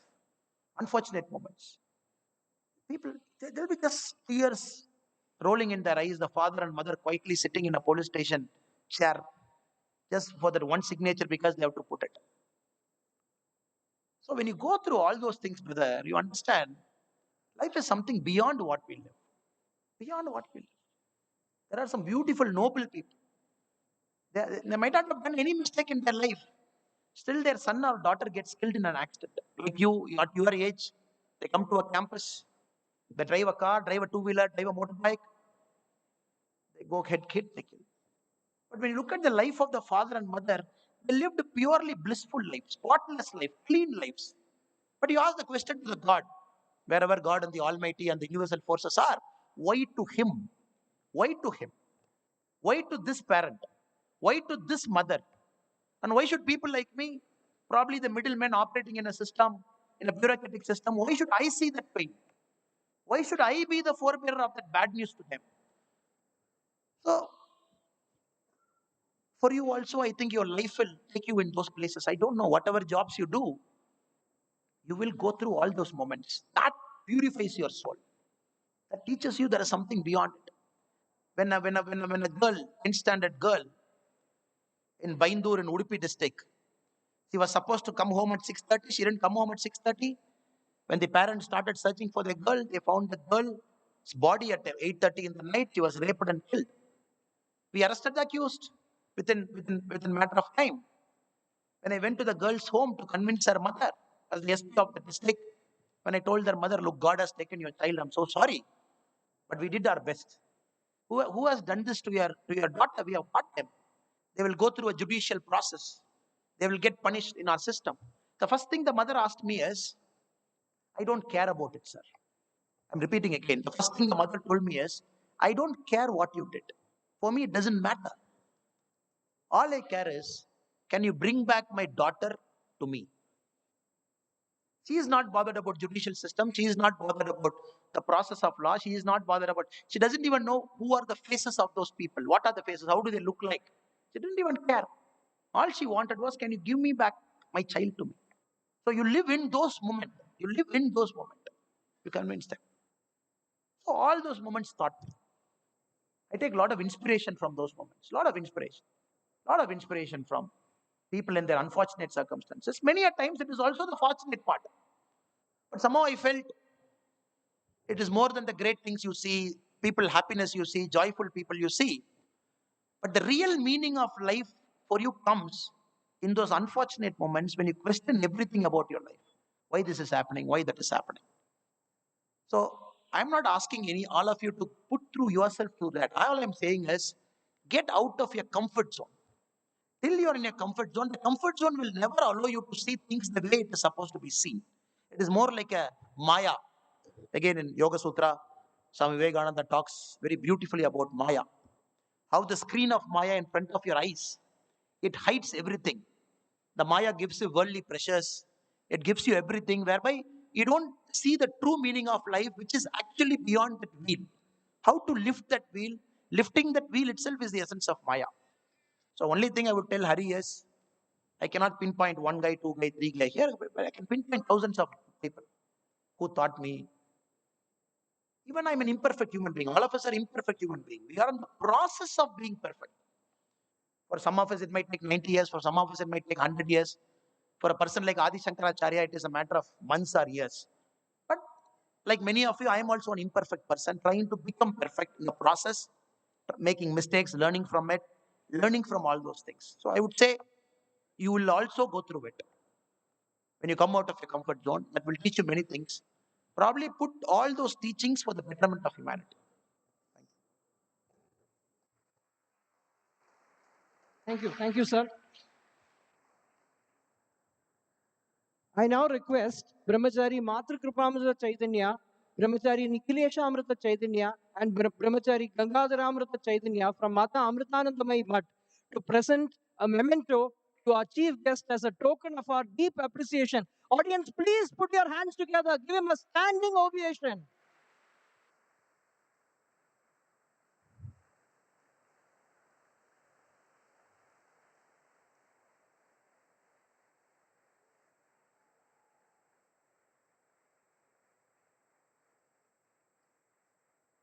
Thank you, Swamis. May I now request Dr. Shashangan Ramanathan, Dean Engineering, to propose a vote of thanks.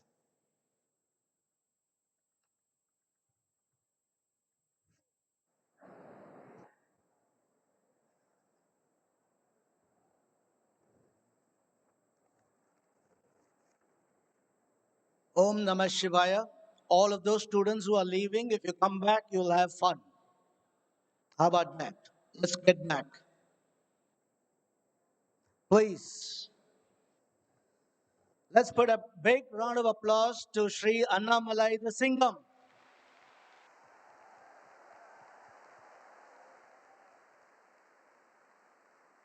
Beautiful, beautiful message. At an early age for a lot of you, most of you, and then nice to for us in the front row and on the stage to hear that. Now if you all understand, we come with nothing, right? Then we spend the rest of our lives just like our little dear friends running out for food. We spend the rest of our lives chasing everything. And then eventually we leave this place with nothing. Got it. A simple message that our Annamalai sir, if I take the privilege, I can call you Singam because that makes it even better for me. Now, happiness, I think we heard about happiness. A number of jobs. How many jobs do you jump in a career? Beautiful message. Nice. Every 2 years we jump because we get a promotion, we get better salary, higher money, we get a beautiful car, everything is great. I'll tell you, sir, I only joined or jumped 3 companies in my life. Single digit. I maintained that. And I didn't do it for money. It was more of a job satisfaction. It wasn't boring. But then one thing I have to tell you, kids, no matter where you go, Mata, Pita, Guru, Devam, beautifully 4 different levels that Annamalai sir mentioned. For me, in my growing up stage, it was Mata, Pita, and Guru kind of merged. Because if I'm honest, transparent, and no vendetta today, it wasn't built today, it was sold by my father when I was 5 years old.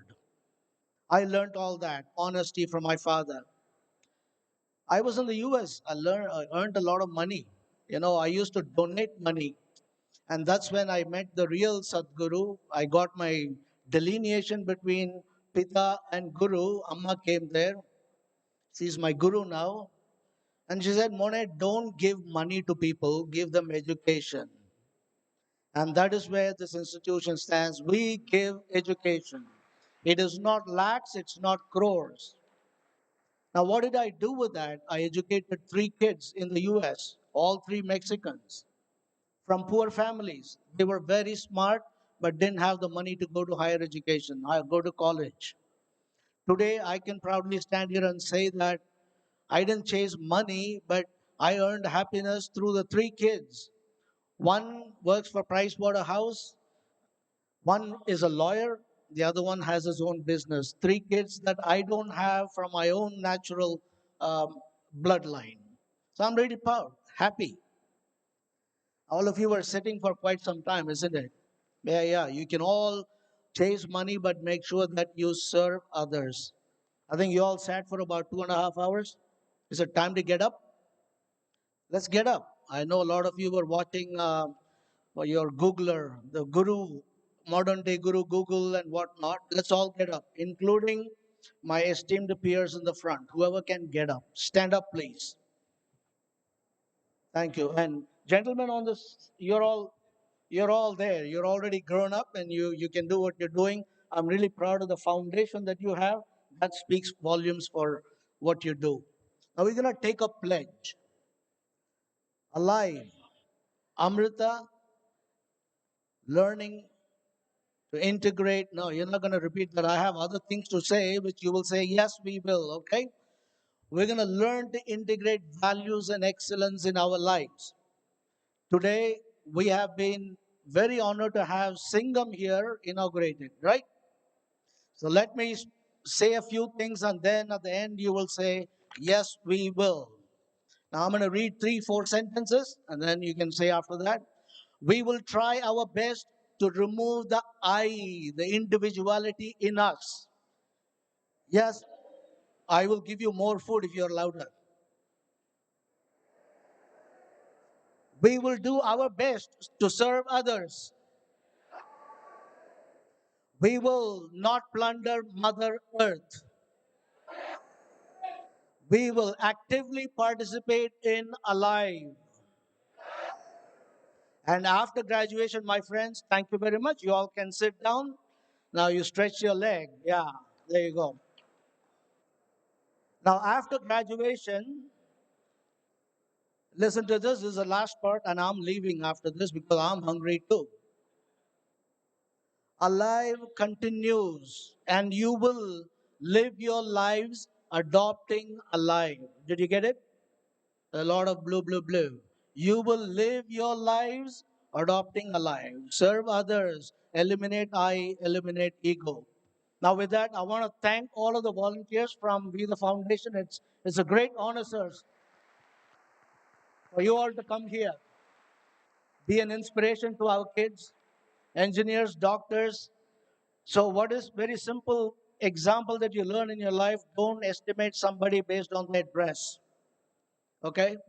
There are doctors, engineers who are volunteers and who are doing something that you will carry the torch along with the knowledge and holistic education from Amrita. I want to thank all of my peers on the stage and off the stage for putting together such a great event, and of course, everyone in the Amrita campus, at Timade campus, who's made this possible. Thank you very much. Om Amriteshwarye Namaha.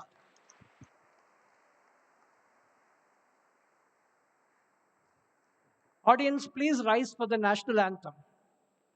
Please rise for the national anthem.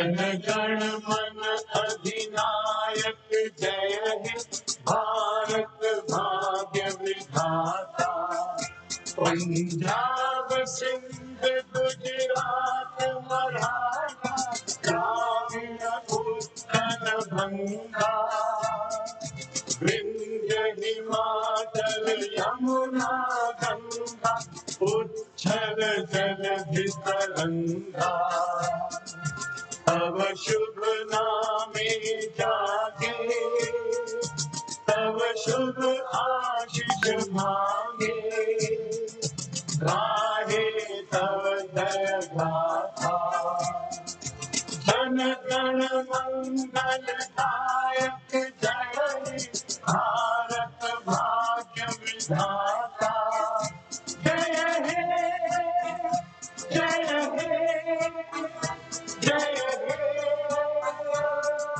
जय जय